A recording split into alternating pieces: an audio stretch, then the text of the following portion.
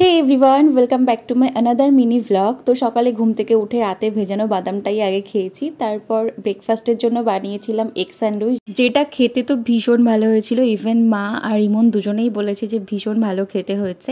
তারপর জানালায় বসে ব্রেকফাস্টটা কমপ্লিট করে নিলাম, দেন চলে গেছি স্নান করতে। স্নান সেরে ঠাকুরকে পুজো দিয়ে রেডি হয়ে নিয়েছি, কারণ কাজে বেরোনোর আছে আর আজকের দিনটা অনেকটা লম্বা হতে চলেছে। তো তাড়াতাড়ি করে রেডি হয়ে নিয়েছি আর তারপর আমার ব্যাগটাও গুছিয়ে নিয়েছি।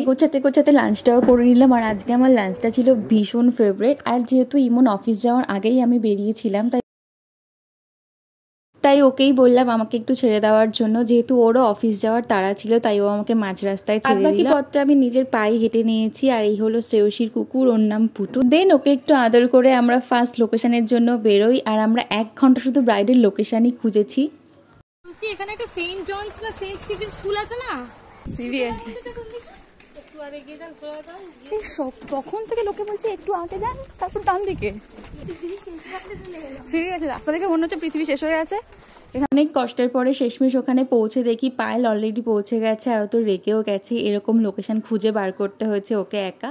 ও ফার্স্ট লোকেশনের কাজ শেষ করে আমরা সেকেন্ড লোকেশনের কাজ শেষ করে চলে যাই শ্রেয়সীর বাড়িতে। ওকে পুরোপুরি রেডি করি, কারণ ওর যাওয়ার ছিল হাওড়া বরযাত্রী, ওর দাদার বিয়ে। ওকে রেডি করিয়ে দেন আমি বাড়ি চলে আসি। তখন রাত 10টা। তো that's it for today's mini vlog. By.